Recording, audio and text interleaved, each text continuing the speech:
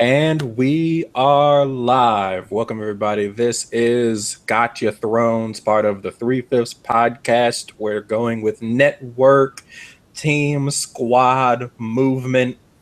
I am, as always, your semi-quasi sort of host at AYRRYK on Twitter, Eric, and as always, I am joined by the Countess at Carmilla Lusta. It's CC. Come to death row.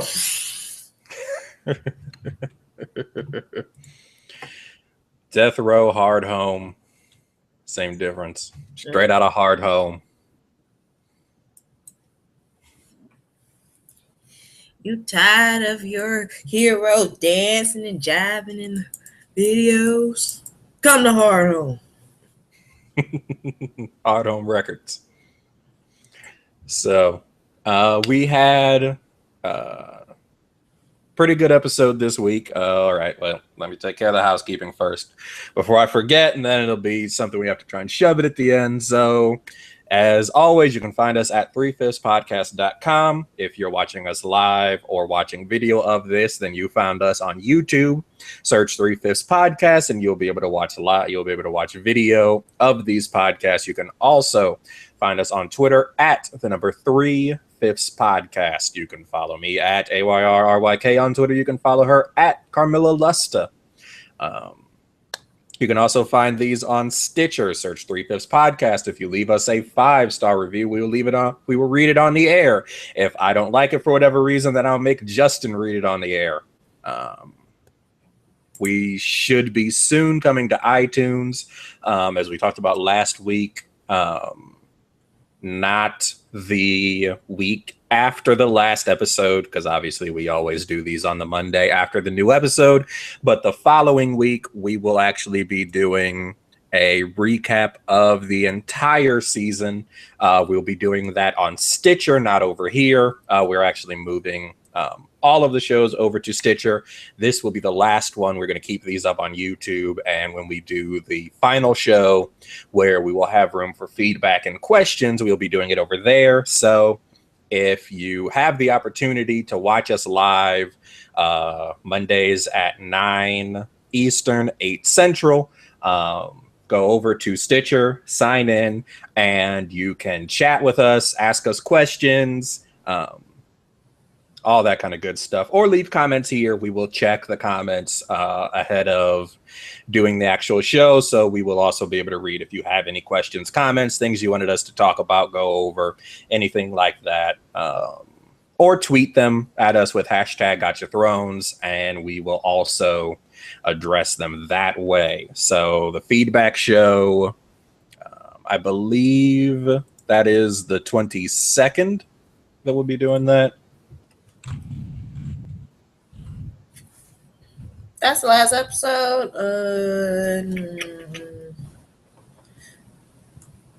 No, wouldn't be 22nd. Well, the last episode is the 14th, right? So no, the 15th we'll do a regular show, and then the 22nd will be the season in review Q&A show. So the 22nd of June will be the recap show. So send us your questions, comments, all that great stuff, and we will go over all of those, or as much as we can, on the 22nd, 9/8 Central.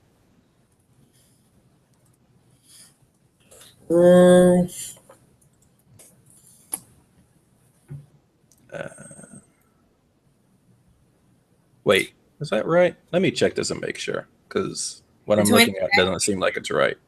The 22nd of June is on the Monday after the week of the last episode.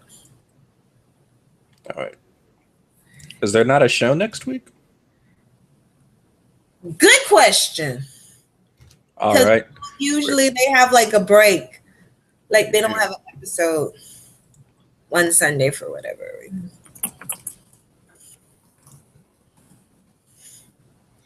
And YouTube appears to be wrong because it has Hardhome on here twice.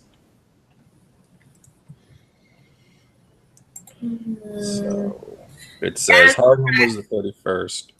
It says Dance of Dragons It's going to be June 7th, and then Mother's Mercy is June 14th. Okay, so the final review show will be the 15th, and then the recap would be the 22nd. Mm-hmm.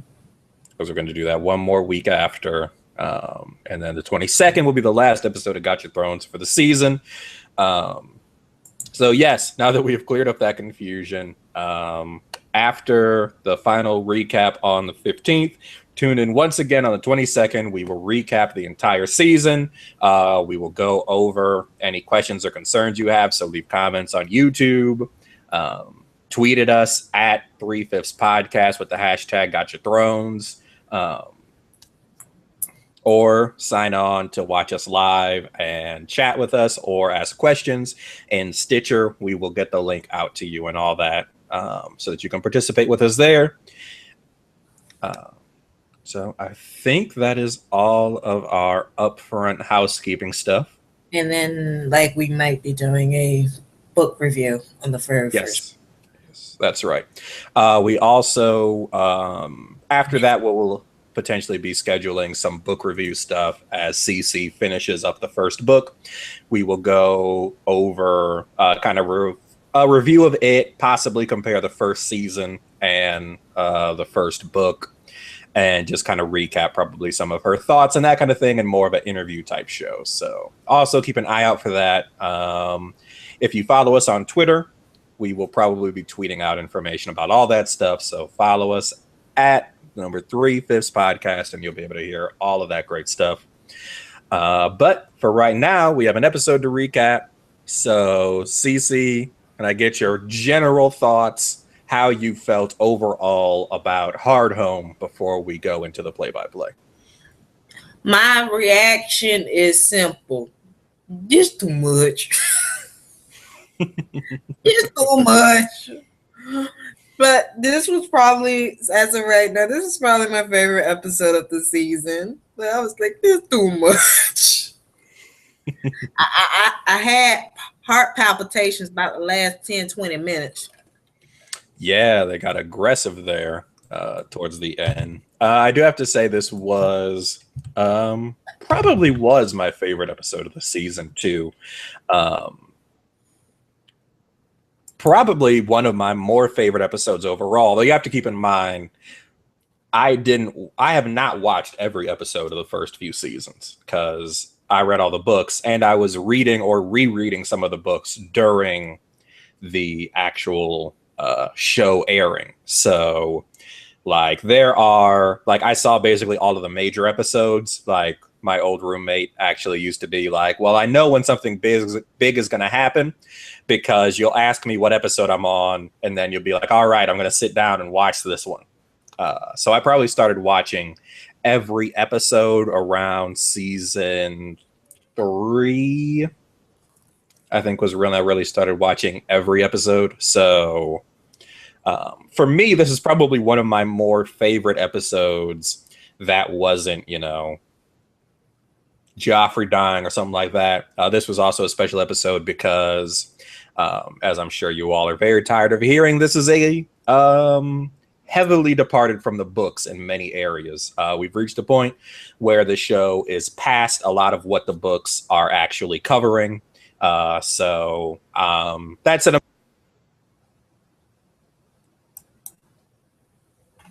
I think we've lost Derek, but I think what he was saying was we're at the period where they're varying from the books versus the writing on the show, which I am totally fine with as someone who just started reading the books.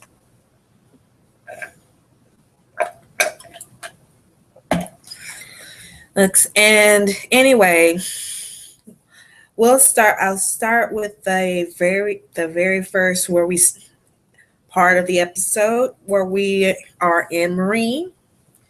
And as you know from the last episode, Daenerys and Tyrion Lannister finally meets face to face, which we have been waiting for the entire season, I believe.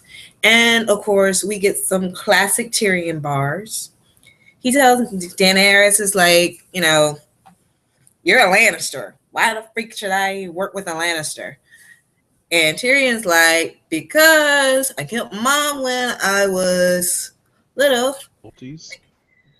All right, here we are. Oh, Eric's back.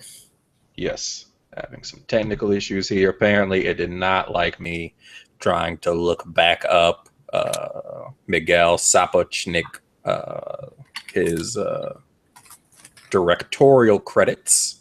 Shade. So, yeah, apparently my internet was not fans of that, which means I'll now get to remember where all this took place at and cut it from the episode. Let me mark the end. All right. Oh, well, like I was saying. Well, I had kind of started talking about Marine. Okay. But yeah, this is one of my more favorite episodes, but it is definitely past a lot of stuff in the books. So, but yeah, let's get to the actual show. This episode, Hardhome, was written by David Benioff and D.B. Weiss. They are also the showrunners of Game of Thrones. It was directed by Miguel Sapochnik. He directed episode 6 of True Detective. He directed this episode and the previous episode, The Gift of Game of Thrones.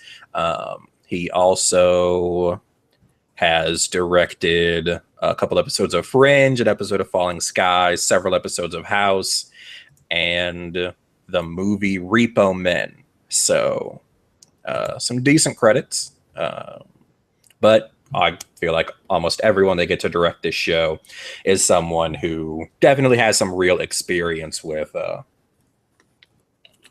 working behind a camera. Like they're not just grabbing random dudes off the street to do these. So, but this week we will be going off of the Game of Thrones wiki. So if you would like to follow along or know what we're going to be covering, so you can try to skip ahead,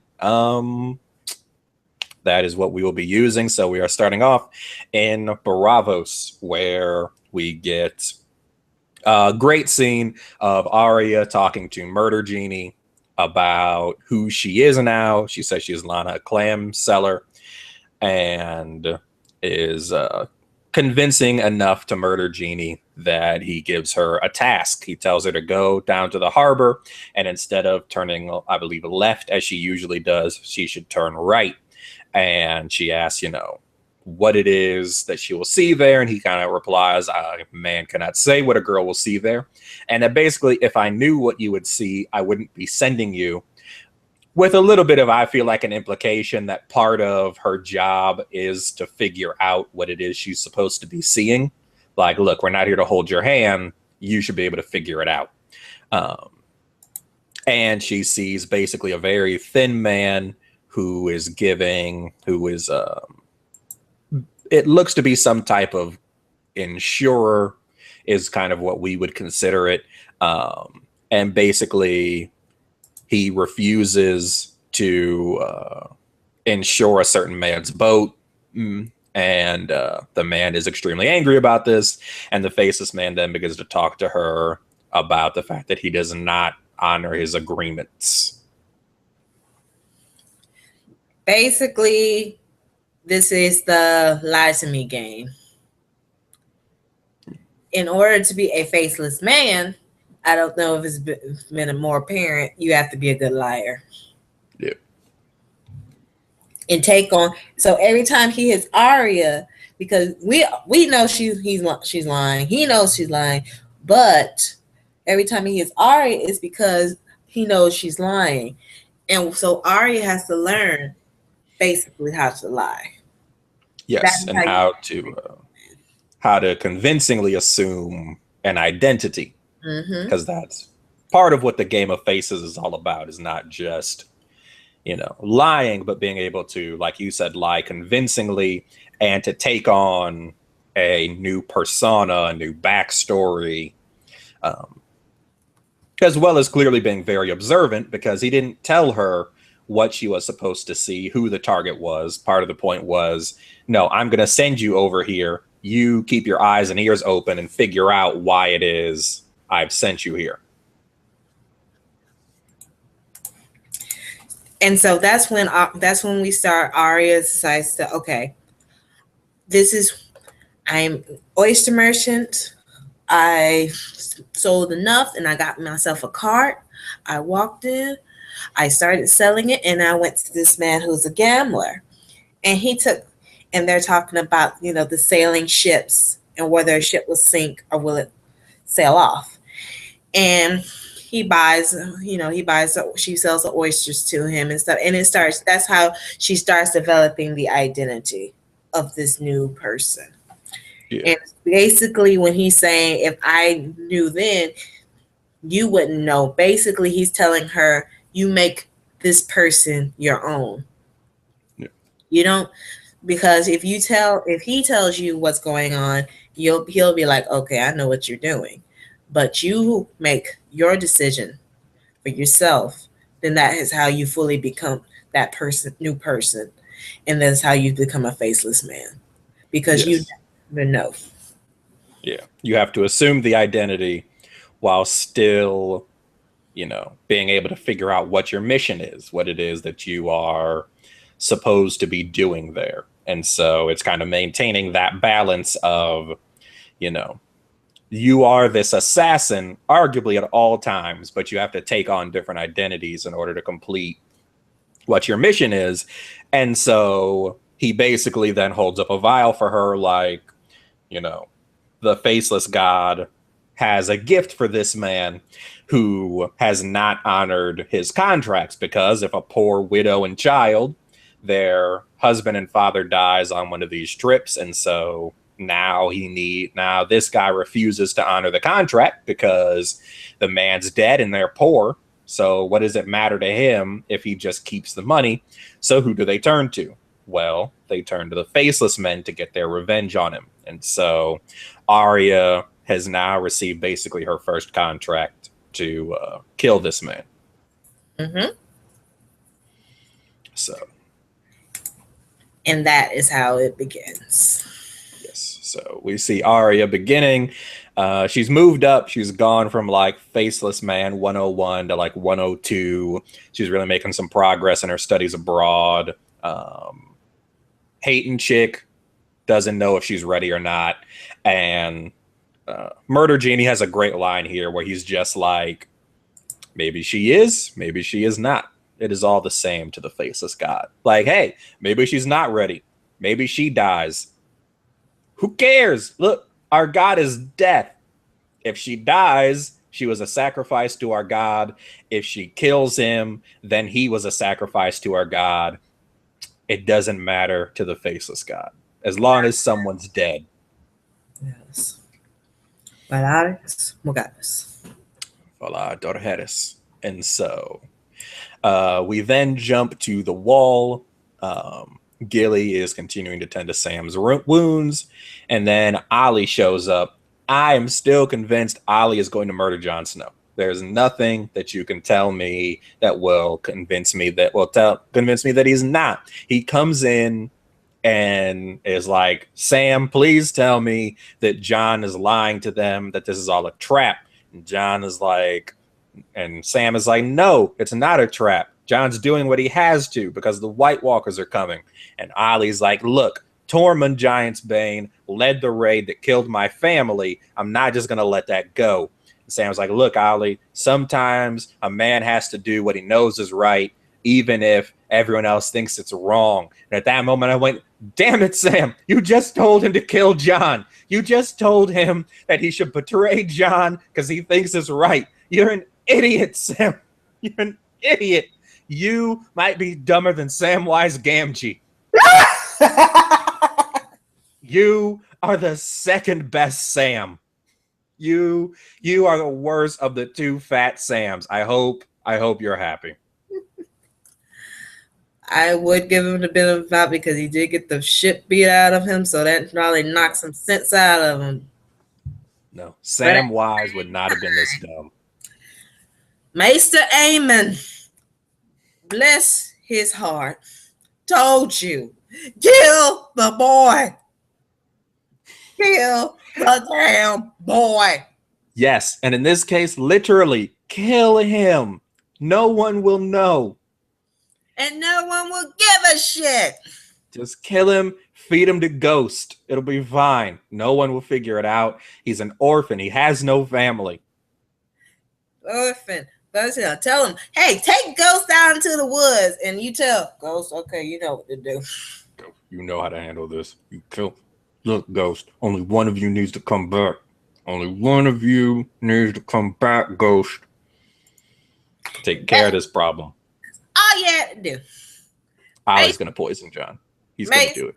Aemon told you, kill the boy. He was not being sarcastic. He's merely like, this little motherfucker going to come back and haunt you. But no, Sam lets him leave. Idiot. But people are like, oh, he's justified. He watched his family. Yeah, but still, the greater good is winter's coming, bitches. Well, we get to see a bit of that later. Not to mention, Sam just had his first time. All's right in the world with Sam. He's like, yeah, everything's great. I got laid. It's perfect. The sun is shining. The birds are chirping. Is that spring I hear?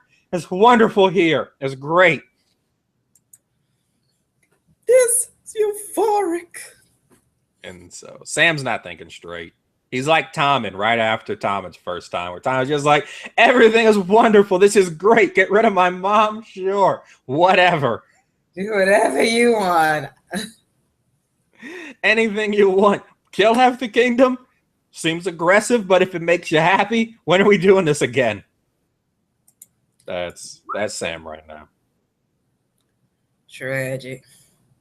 So then we go to King's Landing, where Cersei is having a time. Confess. Flat. Confess. Confess. Confess. I think all of us have been waiting for this shit for how many seasons? Yeah. Everyone has really wanted Cersei to get hers, and this is the real opportunity as Mother Superior beats her like she stole something. Just like in Catholic school. I went to Catholic school. No one ever offered me a drink of water and then slapped me across the face if I didn't confess. I would remember that. I would recall that happening. And as I don't, I'm gonna go ahead and say they may have that. Maybe that was old school Catholic where they like hit you with rulers and stuff. Like that was like back in the 50s. They came up when they actually started having child abuse laws. Yeah, maybe that was maybe the 20s. She was like in Catholic school in the 20s, like when they came up, when you could just beat kids for no reason. Shoot, now we don't have to go that far. Go to the 50s. They used to beat them in school like it's nothing. Yeah, when they had like the paddles that they drilled holes in. I feel like that's where she's at. My dad still has those paddles. Nice. So Cersei is at Our Lady of Perpetual Suffering. And her old buddy Qyburn comes by. Like, hey Cersei, how's it going? You liking school? She's like, when is I'm getting out of here? Damn it! And he's like, what? About that. Your uncle's here. He's the king now. She's like, oh, really? And he's like, so he's going to see me? And he's like, no. Yeah, he doesn't want to come by. He thinks that it would be better maybe if you took care of this on your own. Because, he really thinks you're capable of solving this by yourself. Yeah. Yeah, he said, you can do it. I have all faith in you. Yeah, we're gonna go with that. Yeah. He's saying, bitch, please. Then she's like, well, what about Tommen? Bring my son by. Yeah, about Tommen. Currently in his room smoking. He's going through some stuff right now. He's not really eating. Seems to be suffering a bit of depression. The humors So, yeah, I don't think he's gonna make it by. So, yeah. Keep the faith. Good luck, Cersei. Yeah, keep it up. And I mean, I like the fact like they kind of work this in because, as we know, like we've discussed here many times before, never try to stop the prophecy. That is the number one way to get the prophecy to happen, is to try to stop it. And now Cersei has gotten Tommen's wife and his mother thrown in jail, and him being the sensitive child he is, he has now stopped eating.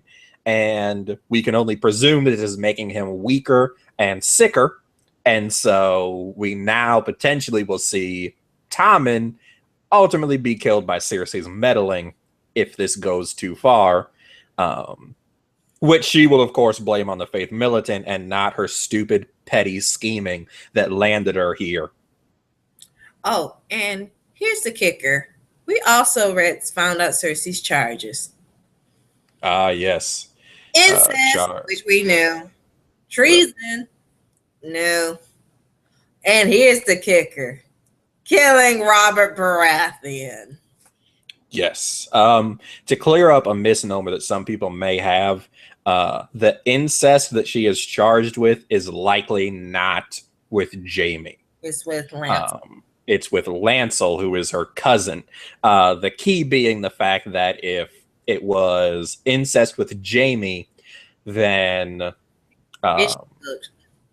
yeah, it would, because if they are charging her with incest with Jaime, then she's in much more trouble, because if she is found guilty, that invalidates the entire Baratheon, her entire claim to the throne through her son is validated by the children being Robert Baratheon's. If they are found to not be his children, then arguably everyone currently in King's Landing loses, because Tommen is no longer king, Cersei is no longer queen regent, Marjorie is no longer queen, the Tyrells no longer have a claim to the throne, the Baelish no longer has a solid claim to being Warden of the East, Roose Bolton no longer has a claim to being Warden of the North, and Stannis Baratheon now everybody's has the deck cleared to be the legitimate ruler of Westeros. Obviously, aside from Daenerys, which also gets covered later. But so their whole issue is the fact that if Cersei can be found guilty of incest with Lancel, that's a problem, but it's really just a problem for her. Her being found guilty of incest with Jaime means no one who is currently in King's Landing has a valid claim to the throne, and Stannis Baratheon's path to becoming king got a whole lot easier. This is also the danger of Tommen dying, because rule passes first to male heirs. Right now, Tommen is the most direct male heir of Robert Baratheon. If Tommen dies, rule passes to Stannis, because Myrcella is a woman. She does not have a valid claim unless all of the male members of her family are dead. So Stannis basically is like, I win either way. Yes, so as long as Stannis stays alive, if Tommen gets sick and dies, or if Tommen is found to be Jaime's child, he wins. That is why it is likely, due to the lack of due to basically everyone's lack of concern, would suggest that it is about Lancel, because if it was about Jaime, you would expect Kevin and others to show up for Cersei, because they need to figure out what her story is and come up with something, because all of them are in trouble if Tommen is not a Baratheon. So we can assume that this is just about her sleeping with Lancel, which is incest and treason, because the queen having an affair is treasonous, because the king is the ruler in charge. So her going against him is treason, and then having him killed would also be considered treasonous. So she has treason both ways, murder potentially, and incest all on her docket, based on Lancel's admissions. But it is likely not about Jaime, because everyone would be much more worried if it was.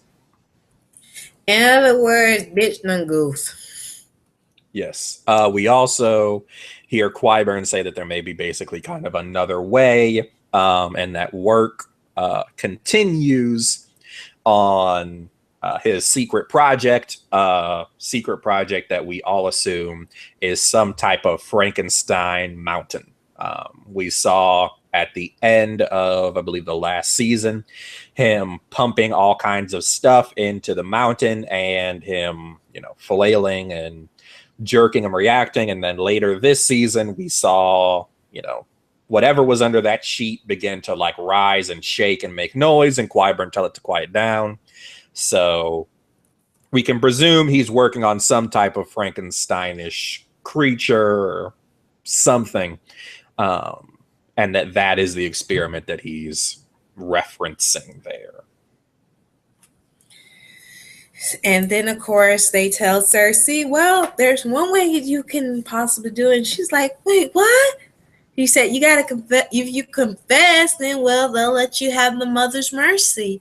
And I don't know exactly what it is, but it can't be as worse as this, right? Yes. And so she does have the option of confessing. And like they said, they'll take into account her works, which in this case sucks for Cersei, because all of her works are basically being petty as hell as much as possible. And so yes, so she's in trouble there too. But she also has the chance to confess and maybe, just maybe, make it out of this okay. Because as Qyburn also points out, this is not a royal court where, a council of rulers has a much higher bar of evidence, especially because she is royalty herself. Like Tyrion kind of got railroaded because no one liked Tyrion. Cersei arguably is somewhat more liked, or at least has more allies than Tyrion does at the moment, than Tyrion did then. And so it's not a royal inquest. This is basically just, does the church think you did it? I would probably liken it to the idea of a, civil trial versus criminal proceedings, where, criminal trial for us requires beyond a reasonable doubt, whereas civil proceedings is, I believe, civil proceeding. Actually, what it is, a civil proceeding. Basically, you are you're deciding. Okay, I am. This person owes me XYZ. Yeah. Or this person has harmed me in XYZ. So I need compensation for my pain and suffering or the debt this person owes me. A criminal trial is, of course, brought by the state. Anybody can bring a civil trial against anybody, but a criminal trial is brought by the state. Yes, though a criminal trial does generally have a higher bar for evidence and conviction. Yes. Mm-hmm.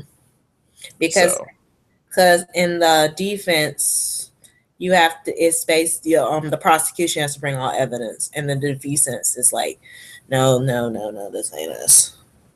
Yes. And so arguably what Cersei is facing is something much more similar to a civil trial brought against her by the church, where they don't have to prove beyond a reasonable doubt. They just have to show a likelihood or preponderance of evidence. They don't have to show, no, we have clear evidence here, or convince a jury. They just have to convince a bunch of septons that, yeah, it seems like she probably did it.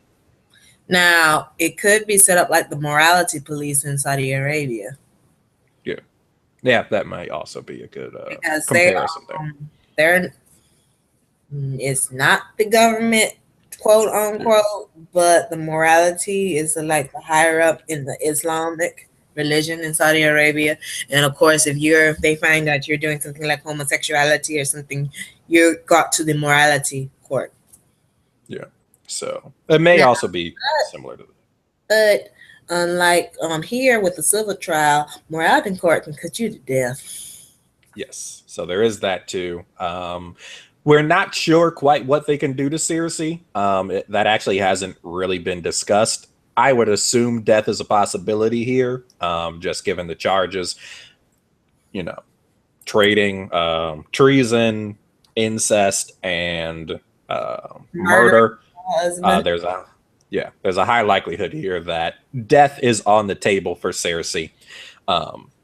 We also get the suggestion that there may be, I would guess, some type of trial by combat solution. Just because he does mention that work continues on the experiment. Well, it's not as though we expect this experiment to be a convincing and persuasive legislator who will clear Cersei's name through grand rhetorical argument. This is probably something that's good at killing things, so we don't know for sure, but there may also potentially be a solution here where she can request trial by combat. Because So that's also something to keep in mind. if she requests trial by combat, then Franken Mountain will come in handy. Yes, because Jamie obviously isn't there and is short of hand. And though she does also potentially have access to the Knights of the King's Guard, as well as, just general knights in House Lannister service or that kind of thing. So she might be able to swing a trial by combat and be able to use her house soldiers in order to defend herself that way. So a lot of potential there for Cersei to still wiggle her way out of this, though obviously the religious group would prefer that she just confess and then they can sentence her appropriately. We also don't necessarily, also we can presume from this that Marjorie is not facing as high a penalty, but we don't know what Loras's penalty could be, because it could be that if Marjorie confesses, then they use that confession against Loras, and as you pointed out, in some countries like Saudi Arabia in real life, homosexuality can be punished by death. And so it may be that she's staying in not to protect herself, but to make sure that they cannot execute Loras for his quote unquote crimes. Because isn't he the only male of House Tyrell? Yes, I believe in the books he is the only male heir. So, which obviously creates some other problems because they do need him to get some woman pregnant, or else they are in real trouble. Good luck with that. When their house goes forward, because their only other child is Marjorie, and so we would expect Baratheon. Yes, and so she's now Baratheon. So when Mace dies, because we presume that the Queen of Thorns will die before Mace, but he did get sent off to Bravos, where Arya's hanging out. So who knows? The Queen of Thorns may be outliving her son. But presumably, when both of them have passed, if Loras does not have a son, then either control of House Tyrell will pass to a branch family, or will pass to the Baratheons Targaryen dynasty through Marjorie. Either way, their bloodline would potentially lose control. And so that's another reason that House Tyrell is so invested in Loras as the only male heir, because despite his personal tastes, they do need him to get a woman pregnant so that they can continue the line. Mm-hmm. AKA is business, family business. Yes, and so they are in a precarious situation there, which is arguably one of the bigger book changes. But there's a lot of book changes around all of this, so it's probably too much for us to go into. We may cover it in the recap show. It will actually probably partly depend on how far we get in the next 2 episodes with that storyline. Mm-hmm. I don't think anything in it should be spoilery, but I'll probably go back over it and then see where we get to, and then we can see if we want to discuss any of that or not. But it is somewhat different in the books as far as that all goes. So we'll see if we can get to that or not. But Do you want to take in the north? Yes. In the north, we have Sansa is, of course, in her room. And Reek comes in bringing her, I guess it's lunch or dinner or something. And Sansa is like, bitch, why the fuck did you snitch? Stop snitching. Stop. Snitches get stitches, Theon. And Theon was like, I was trying to help, aka Toby Reek. Yes. He said, I was trying to help. And Sansa is like, I told you, you stupid motherfucker. Just put the damn candle up. He's like, you don't understand. Because, of course, we know Theon was fucking tortured for the longest. And when he had, and what Ramsay did, he made it look like Theon had a way to escape. When in actuality, it was a setup. And he ended up getting, of course, castrated. Yes. So Ramsay was playing the most dangerous game. And I mean, you have like, honestly, I think one of the things we may want to do is take some time later to actually go into like what Ramsay really did to Theon with things like the fake escapes, because it does build that idea up in his head as he's continuously, you know, kind of beaten, inflated, and tortured, that everything is a trap. Anything I try to do to escape, anything I try to do to get away, he knows it. He figures it out. He will always find me. He will always catch me. He will always bring me back. And he kind of builds and reinforces these ideas. And because of how much he's tortured and beaten Theon, he also has learned a lot about him. If you subscribe to, what is it, in Firefly, the episode where Mal and Wash get tortured. I don't know if you've seen all of Firefly or not, but that very good show. But they actually have an episode where two of the members of the crew are kidnapped and tortured by this guy who prescribes to the idea that you can know a man all his life and you'll never know him so well as the time that you spend torturing him, basically, and that will expose his true self to you. And so this guy proceeds to torture the both of them, and they begin to bond and all that kind of stuff, because they have to depend on each other to keep their heads together long enough for them to be able to get out. And Ramsay seems to be prescribing to and arguably applying this theory where he beats and tortures Theon to the point where he can now tell things like Theon is trying to hide something. Well, he can tell Reek is trying to hide something because he's beaten and tortured and forced into him so much this idea that he cannot hide anything from him, that his actions and reactions when he is keeping a secret have become very open and childlike. And so Ramsay is able to tell, but it's in part because Theon is basically, every time he has a secret, broadcasting, I have a secret. Like, it's not that Ramsay has preternatural powers or anything like that, though in Theon's somewhat broken state, he may believe that. And of course, Sansa confronts him about it. She was like, you know, it's because of you. My brothers are dead, yada, yada. But then we see a little breakthrough because Theon was like, they're not dead. And she's like, yes, you killed them. And he's like, no, it was two farm boys. Your brothers are still alive. That was the break. Yes, he began to come back a little bit. He told something that he wasn't supposed to. And this is arguably one of the moments I've been waiting for, because as much as a right as Sansa does have to be mad at him, she doesn't have the right to be as mad as she is, because the people that he really wronged were the farmers whose children he killed and then burnt, not her. And yes, he did betray their family by, you know, killing the maester and, you know, taking over their ancestral home. But Robb is dead because he made dumb choices, married a woman he shouldn't have, broke his word, and then Roose Bolton, who's holding you captive right now, shanked him. Like, that is why your brother is dead. A series of terrible choices.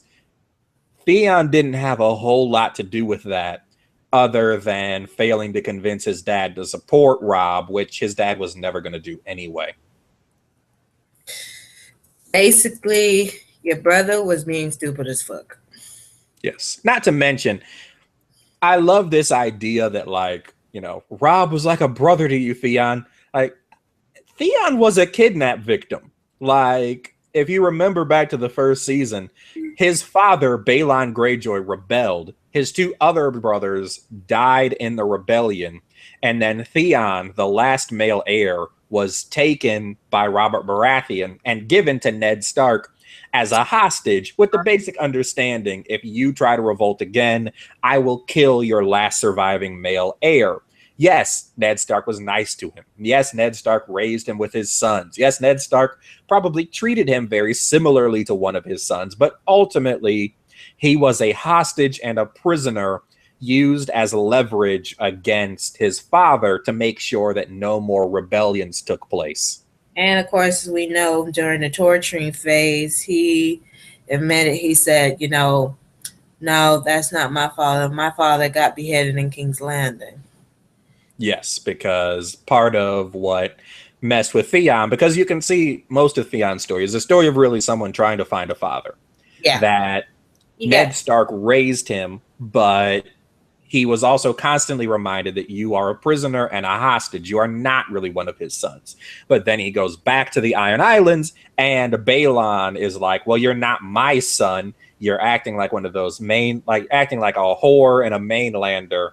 You're no son of mine. And so his one father is dead, the other one has disowned him until he proves himself, and so he sets out to prove to his living father that he is good enough by betraying the last vestiges of the man who did kidnap him.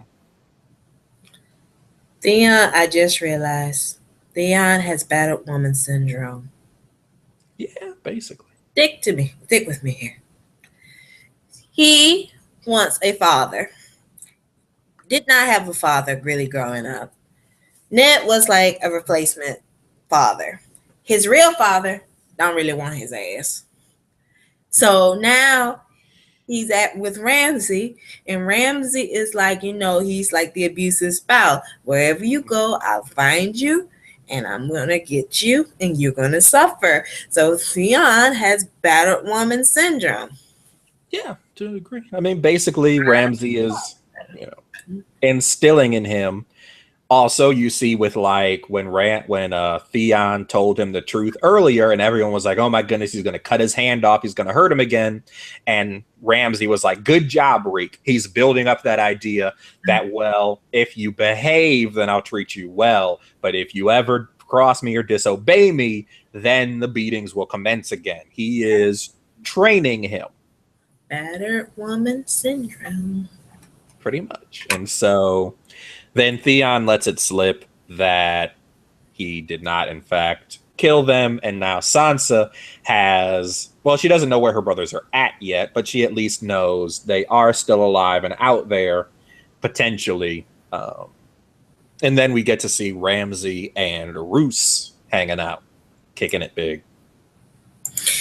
And Ramsay, too, shows that he's the typical battered man who is a batterer, because he too wants his father's approval.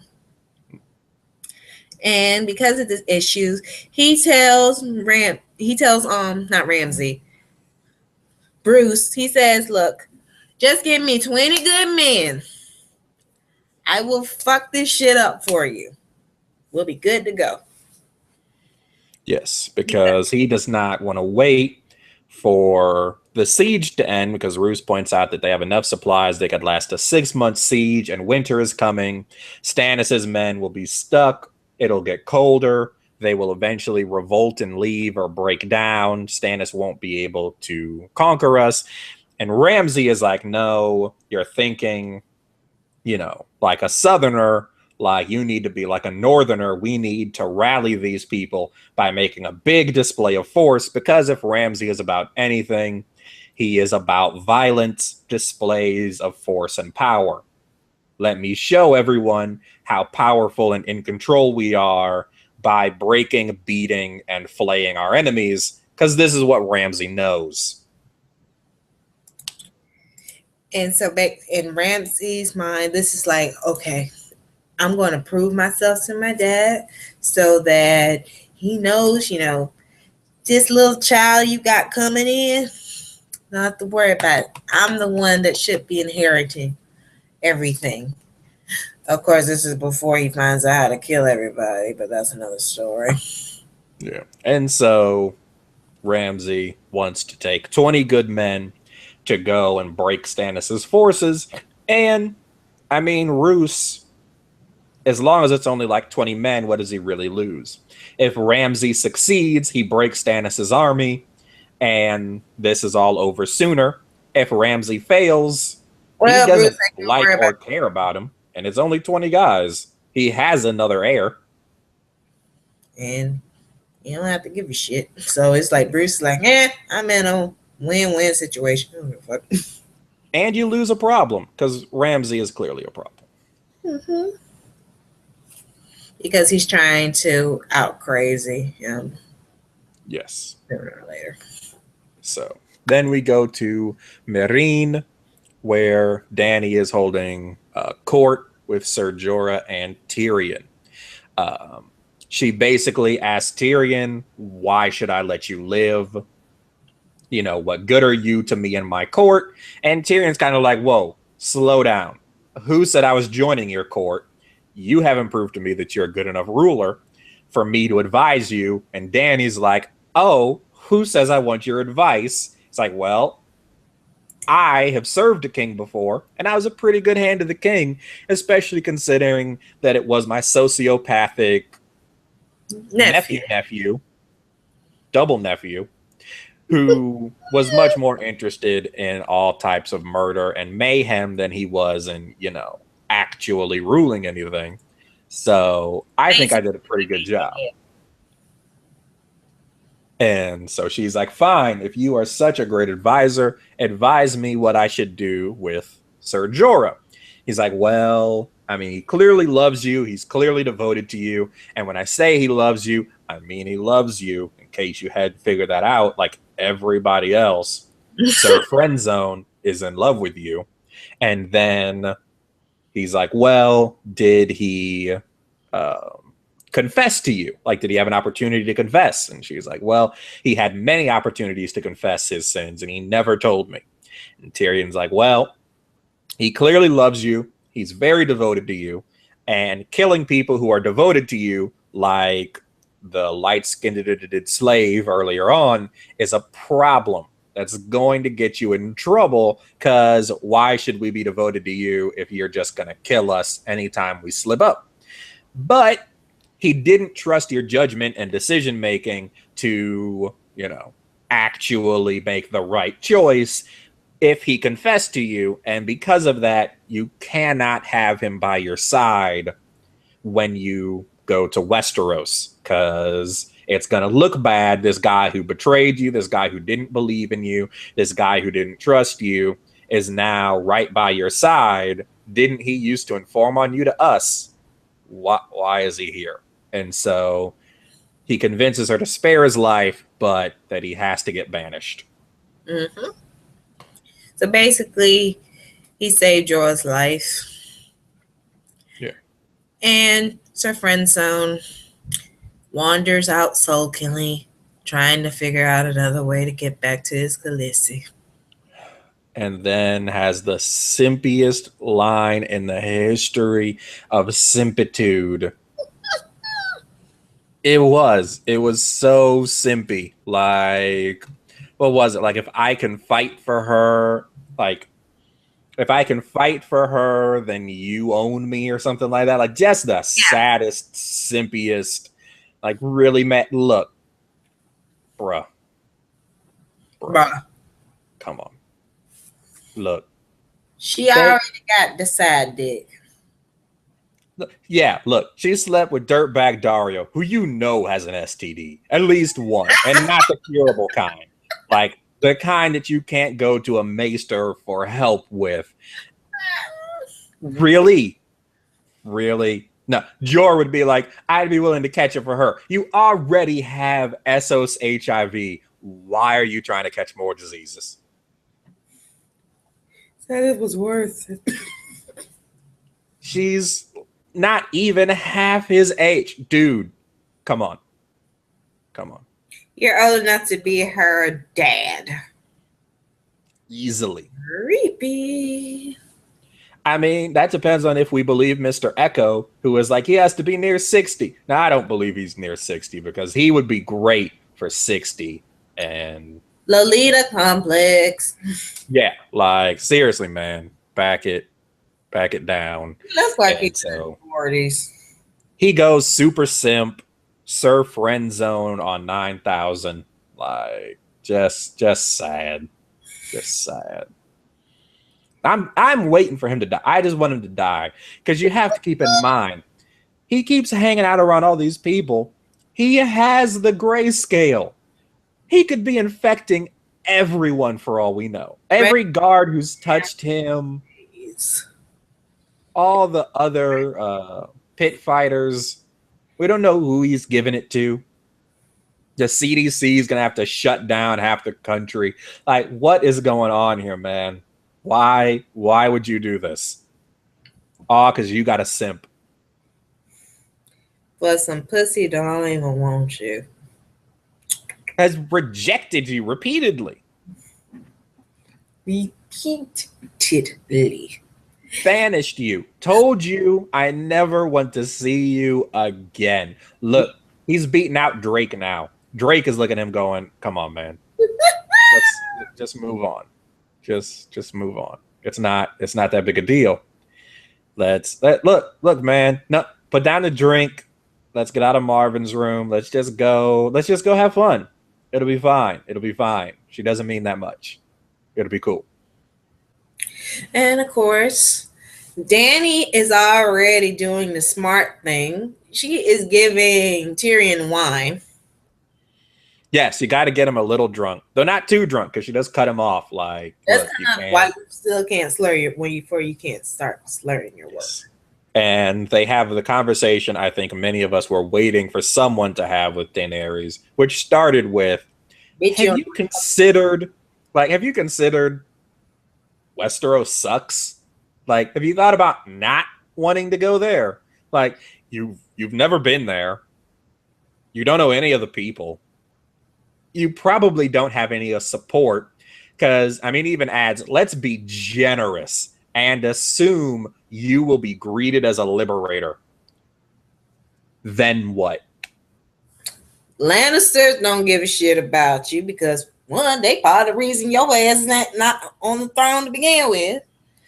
Two, the Tyrells, you might be lucky to get. Might be. It might be. And they lose their claim on the throne if you come back, because that's Marjorie's entire claim is she's married to a Baratheon, who is also the fucking reason why your ass is not on the throne.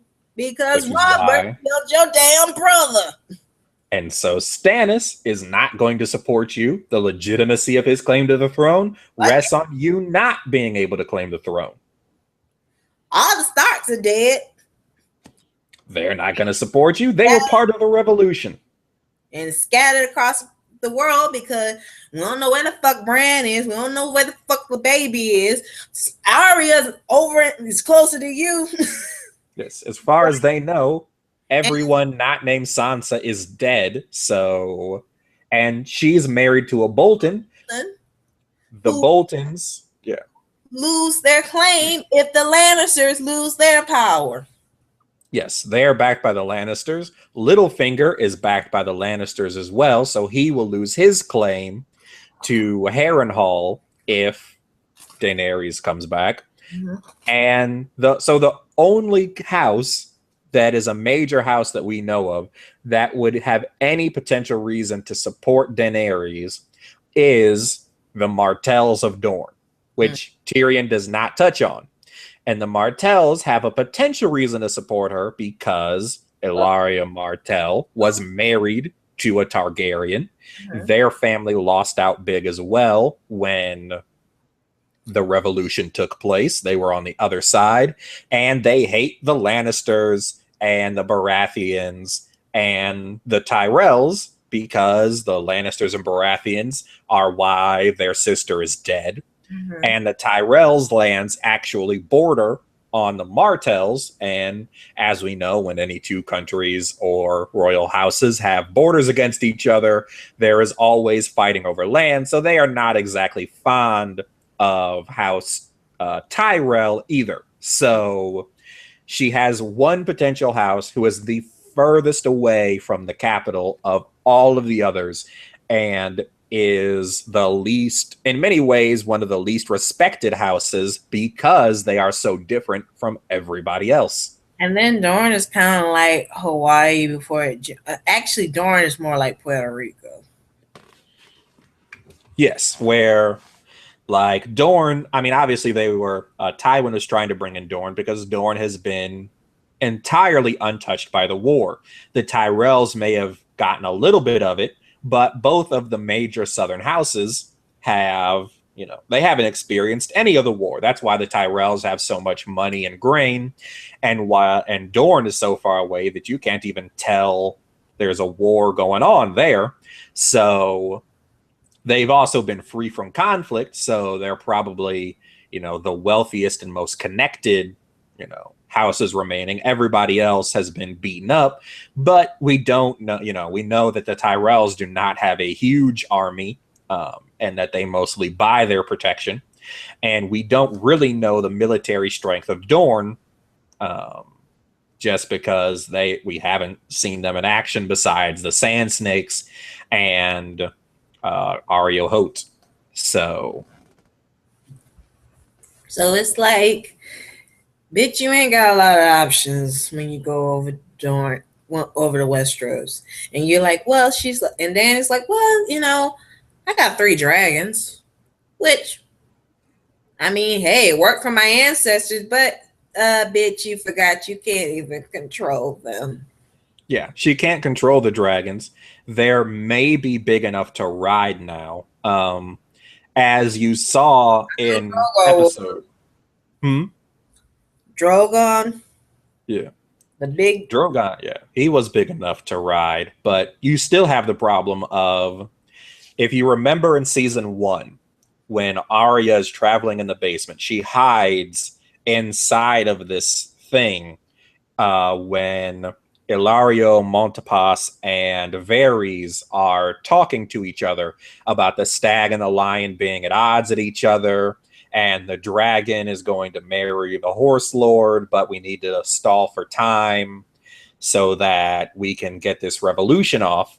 And she hides inside of something. What she is hiding in is a dragon skull. Mm-hmm. And it is big enough that you could probably ride a horse in it. We actually hear, I believe they cover in the books, that basically her ancestor's dragon, the Black Dread, was big enough for a mounted rider to ride through its mouth and down its throat. I believe it was supposed to be able to eat a mammoth in a bite. So we are talking a just massive creature that blotted out the sun when it flew over towns. Drogon is not that big. Like, when they also talk about her dragons her ancestors had, these were massive creatures that one of them could destroy an entire army almost on its own. And so her 3 dragons arguably don't hold a candle yet to what was used to conquer Westeros. Mm-hmm. And then again, she don't know how to control them either. Yeah, she don't know how to control the dragons. She doesn't know how to control people. Like, them dragons cuss her out every time. Yeah. And I mean, that's the other point Tyrion makes. Like, you came here and tried to take over with your dragons and your army with only the support of the common people. And what happened? You got sent. You almost got sent packing because no one supported your claim. No one here believed in you. All you had were the former slaves, and the former masters were able to just finance a underground war against you until you capitulated to their demands and married into one of their families. And so what do you think is going to happen if you go over to Westeros? Like, you're just going to end up in the exact same problem which is when we get the quote from her that was played in a lot of the promos for this season. I am not going to spin. I'm going to break the wheel. Yes, that she's not going to stop this wheel where houses rise and fall and their wars and infighting crush everyone beneath them. She's going to break the wheel. The suggestion being that she's going to engage in the type of campaign that we're actually seeing the High Septon / High Sparrow engage in, where he has rallied the common people against the wealthy, demanding that they be held accountable. From the sound of it, Dany wants to harness the same populist energy and basically use it to take all of the royal houses out of power and institute something else. Though we should also keep in mind, Dany has not instituted democracy. She's just a dictator. Yep. Like, whatever she says goes. She didn't come here and be like, all right, well, let's hold some elections. Let's elect a council. And, you all can choose a president. She just kind of showed up, removed everybody from power and went, my city now. And so we also don't know that she's not just going to go over to Westeros and be like, yeah, so now I'm in charge and you all are all out of power and now I rule. Bless. Pretty much. And then because she believed that bullshit with Varys was feeding her, talking about, they love us over there in Westeros. We'll be greedy. They make toast for us. And they're like, they don't give a shit. Yeah. Well, that was that Ilario and I'm spacing out on her brother's name. Yeah, I'm really losing it right now. Ilario, Motipas, and her brother. It's just like Viserys. It's Viserys who was eating up all the. And that's another thing. Where the fuck is Viserys? Varys, I mean. Varys. I'm thinking of Viserys. Where the hell is Viserys? Varys? We don't know where Varys is at right now. Because last time we just saw Varys, he was in the brothel. Yes. And I hope he was not sitting in that brothel this whole fucking time wondering like, well, shit. I mean, he is the spider. We have to assume that he moved to another plot with Tyrion having disappeared. Maybe he had people looking for him as well, but yeah, we have no idea what Varys has been doing this entire time. I, however, can't believe that he's been doing nothing. Like, he's clearly has to have been doing something this whole time, but we don't know what it is yet. Mm-hmm. We shall see. So, but yeah, and then we moved to the part that had everybody talking. The big moment of the night, we went to Hardhome, where Jon and Tormund were arriving. Cece, if you want to start this, I have to run very quickly for 1 second. All right. Basically, Jon Snow goes across over the wall to the wildlings. With the wildlings was Tormund the Giantsbane, which of course was one of the wildling commanders. And what happened was because he's trying to make a peace treaty with the wildling to join them because winter is coming. Well, of course they see Jon. It's like, I'm not dealing with no damn crow, yada yada yada. And of course, Tormund, in the realest of the real, he took his sword and beat the living shit out of the Lord of Bones. And he looked at him and said, okay, anybody else? No? All right then, get the elder so we can get on with this damn meeting. All right, I lost you there for a minute, so the call dropped out again for some reason. So you'll probably have to go back to the beginning. I can't roll it back right now and check where Okay, Cut out at. going back. Basically, John goes over the wall with Tormund. Yep. So they can talk with the wildling chiefs and say, we need to form an alliance because these White Walkers will kill everybody. And when they get there, they meet the Lord of Bones, who, of course, has a bone armor. And he's like, I'm not working with no crow, yada, yada, yada. You're a traitor. So Tormund took the Lord of Bone staff and basically beat the living shit out of him. He's talking that cash shit. After he beat him to death, he looked at everybody else. Got any problems? No? All right. Get the elders. We're going to have a meeting. So John... Wildlings demonstrate their strong belief in aggressive negotiation. Mm-hmm. And so he sits down with the elders and he's like, look, we need to work together because these wildlings are going to be these White Walkers are going to be a big, big, big problem. And of course, the wildlings like, you crows killed my family members, yada, yada, yada. And John's like, y'all killed 50 of my brothers. Okay. We have been killing each other for generations. We get it.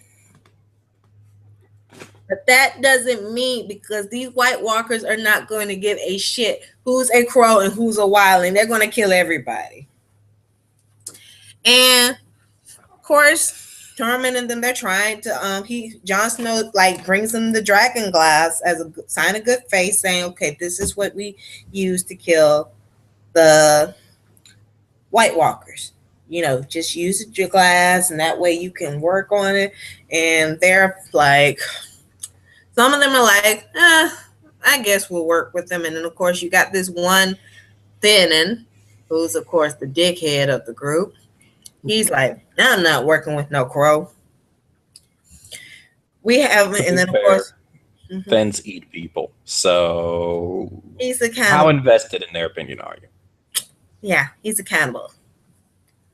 So after a little while, they start clearing out the village. And of course, this female wildling warrior, she sends her little girls off, and we're like, oh, they're gonna die soon. Someone's about to die. Mommy loves you very much, and I'll be right behind you on this boat. The boat's name Live Forever. It's gonna be great. Then we're gonna go to a farm, and you're gonna get a puppy. Everything's gonna be wonderful. Everything's wonderful. And then, of course, we hear some banging. Pop, pop, pop. Then goes Mr. Cannibal, goes over, looks in. And what do we have? The armies of the dead. Yes. Suck it, Walking Dead.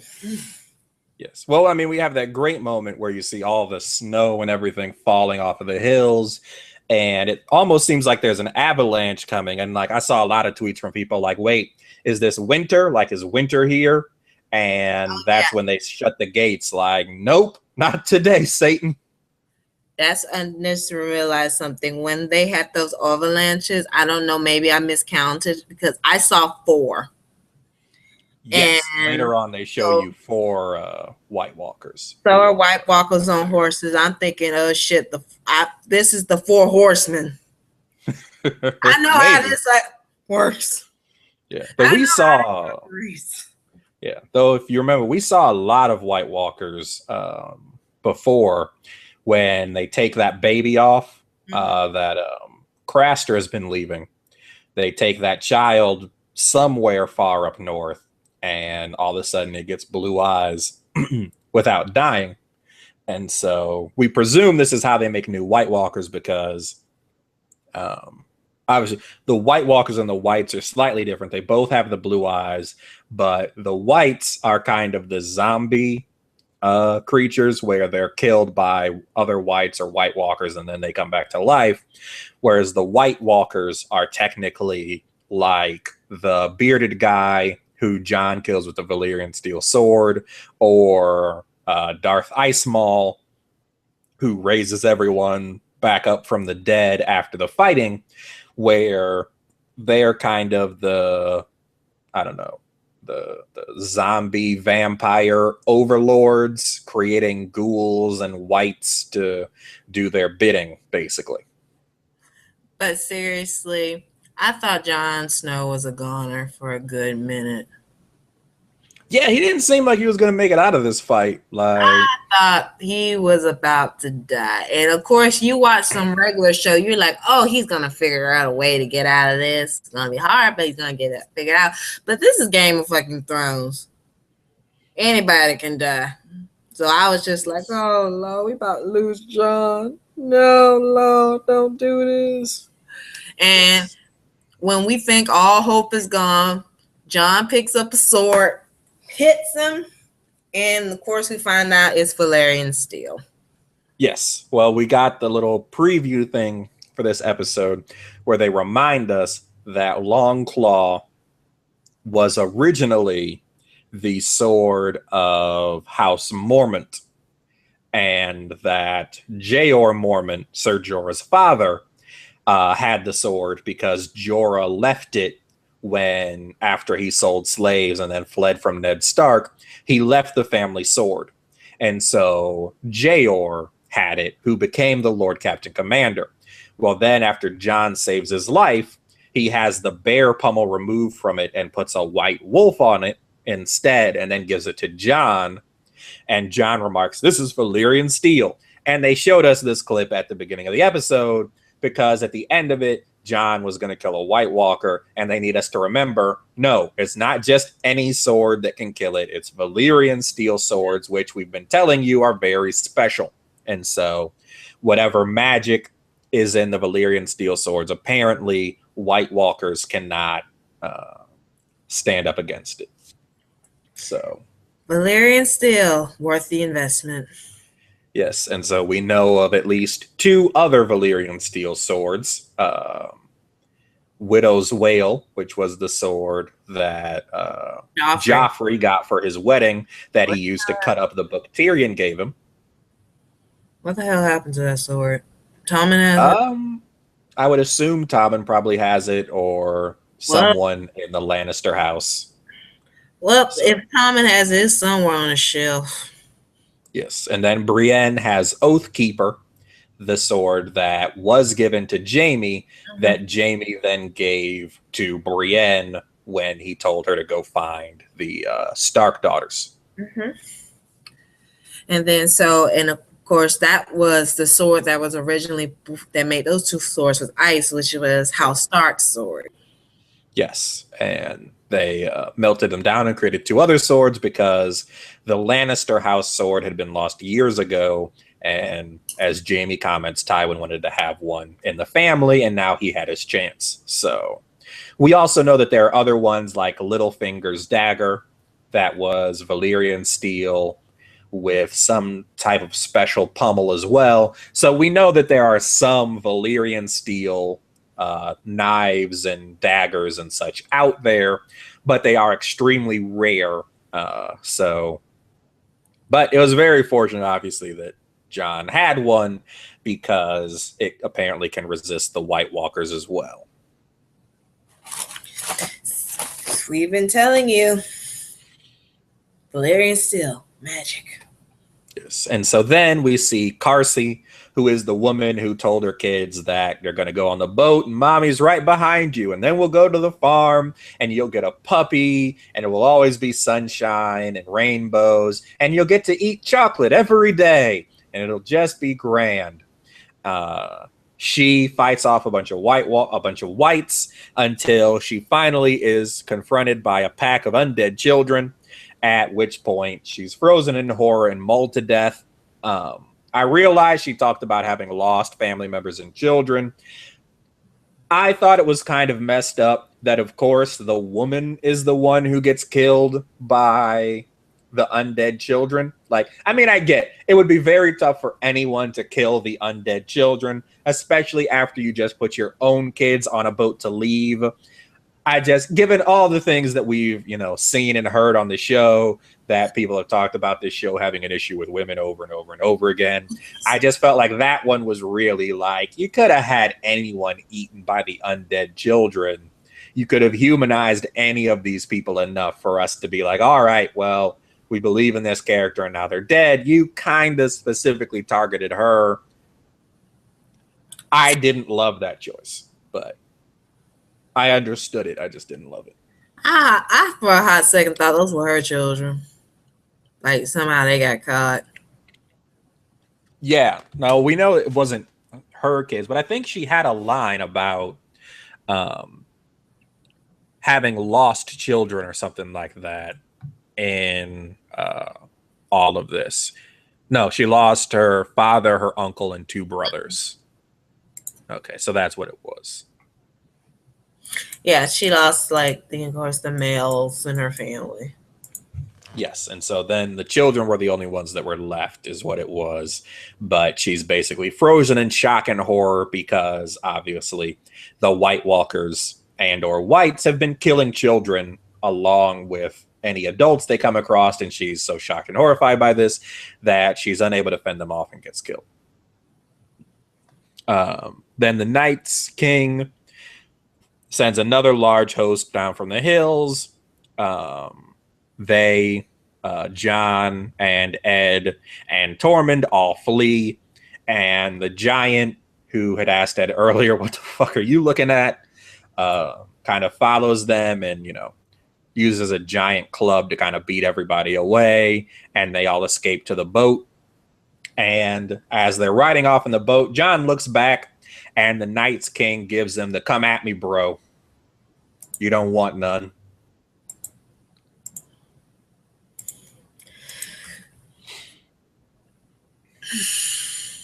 At first, I thought when he did like this, I thought he was about to pull a Moses. Part the sea and walk out to him? I thought he was about to part a Moses or freeze the sea over. I thought he was like going to either split it or freeze it over so they could walk across. But actuality, he did a pull of Jesus and raise the dead. Yes, he drops the mic. He hits him with the mic drop, opens his arms, and then raises up everyone they just killed from the dead, which also underscores kind of a point that we see with Tyrion and Dany, where Tyrion talks about the fact that like politics and killing are not always the same thing, unless you're a White Walker, because anyone they kill joins their side. Yep. Every one of yours we kill. Not only do we take one from you, but we add another to our army, and you couldn't stop our army before.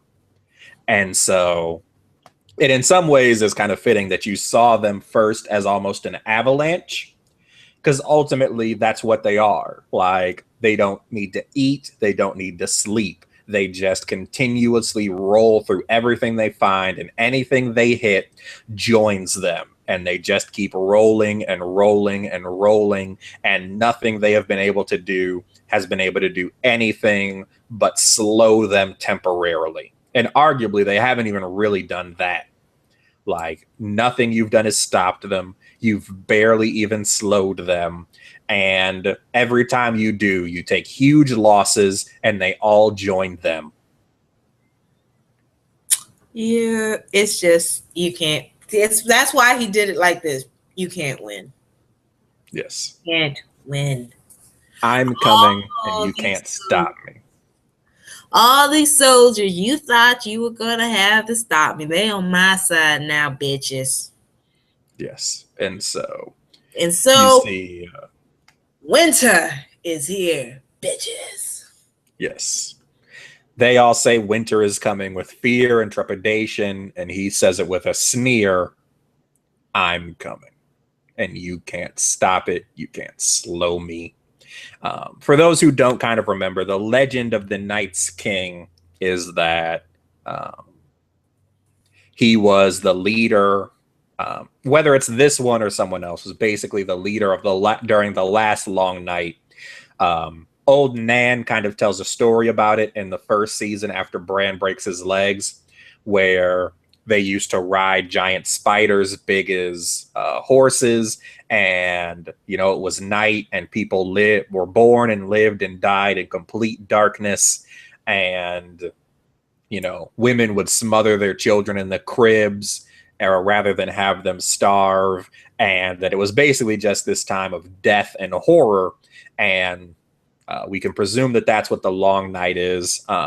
I'll have to go back and check how much discussion they've done about the Night's King to determine how much we want to get into that in our final recap on the 22nd. Because there is some very interesting stuff about who, at the very least, the last Night's King was and how all of that came about. And so it could be a very kind of interesting thing to add. But for now, we know he's the leader of the White Walkers, and he is working his way further and further south. And apparently they can't, swim, at least yet. Basically, water stops White Walkers. So either A, this is when those dragons kind of come in handy. Yes, because we do know fire also slows them, or at least can kill like whites, because that's what Jon seems to use, is to burn them. And so dragon flame could probably be very handy here. And as some others have pointed out, like, this also shows you what the real stakes are. Like, as much as we spend all this time, is Dany going to be on the throne? Is Jon going to be on the throne? Like, all of that is immaterial, no matter who's on the throne, if the White Walkers come, because in the end, it'll be the Night's King. Because the White Walkers said we don't give a fuck. Yeah. Put whoever you want on the throne. We gonna I'll kill them too. Yeah. I'll kill them, and it'll be my throne, and it'll be my world.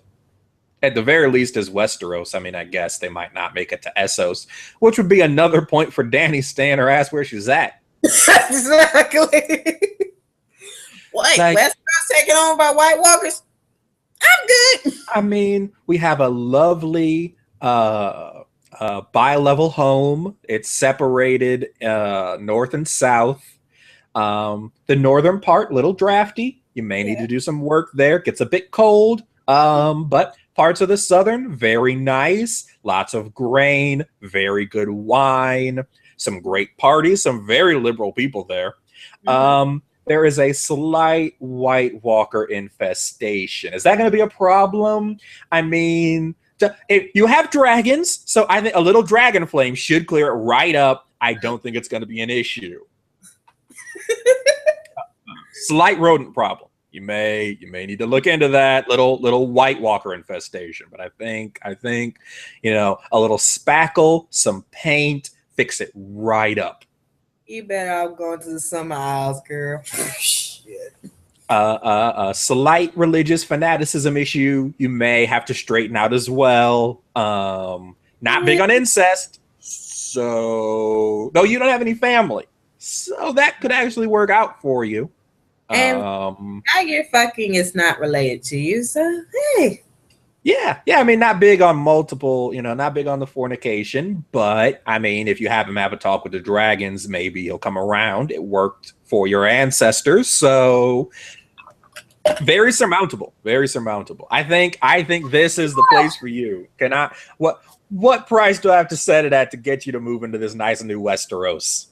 I think you could do well here. A nice starter country. I mean, I know you had the other one over here. It was really just a city, though. But really relax and spread out. Stop the whole rental, cycle. Really get invested in a place. Draw some equity. And of course, this is my black size going, fuck this shit.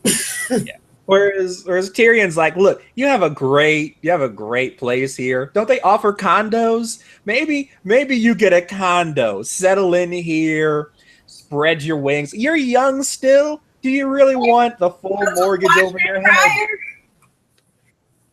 Just rent for a while. Stack your coins. It comes with a washer and dryer and half off electricity. Sure. Little grayscale if you go too far east.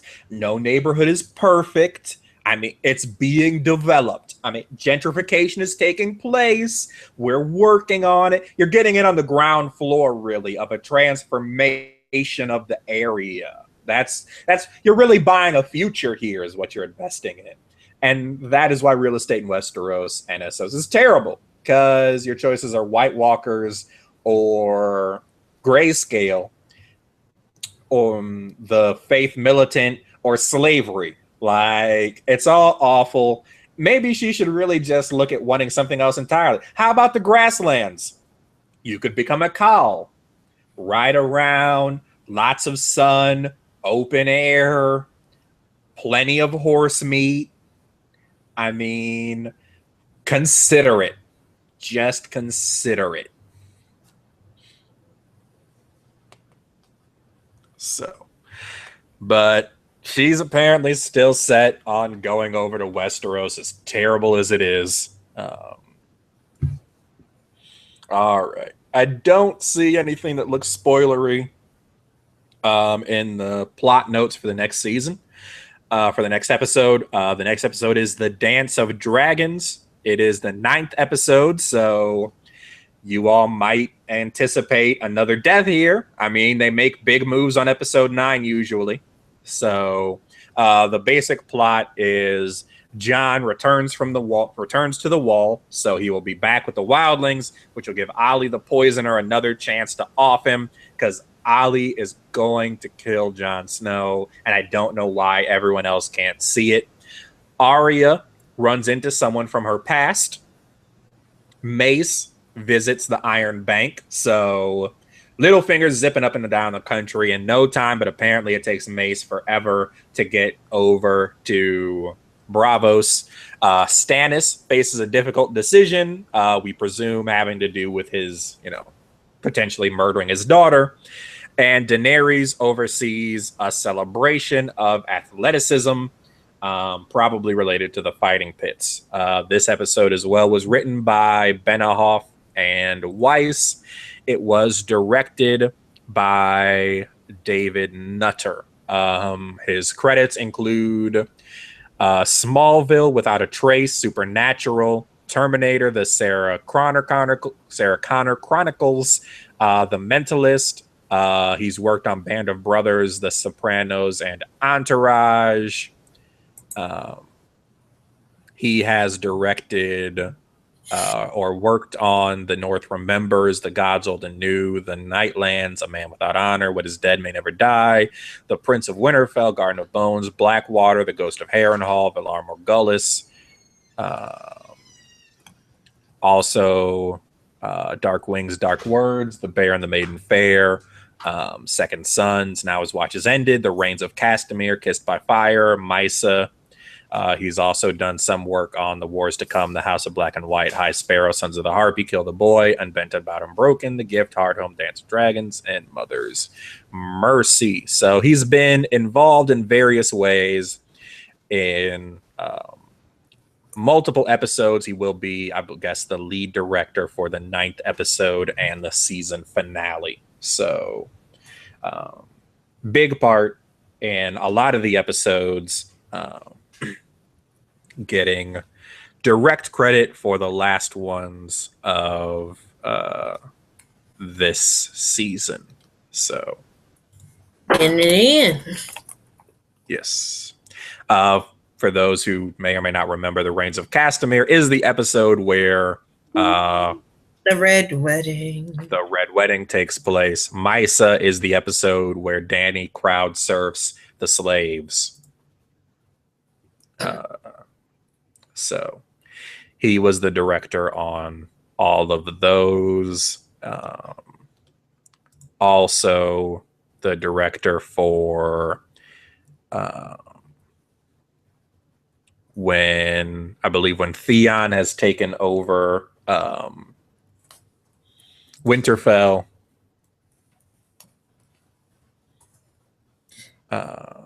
And executes some people there. He did work. He was the main director for that one as well. If he is the one who directed the episode of The Red Wedding, aka The Reigns of Castamere, I suspect there's going to be some shit next episode. Yes. So I guess it's really a question of who dies. Ollie could get John for bringing back the free folk. Arya could be killing someone from her past, possibly Mace, there to visit the Iron Bake. It could be Stannis killing Shireen in order to get victory in the war. Or it could be Dany or someone connected to Dany biting it during this celebration of athleticism. Whose head is going on the pike?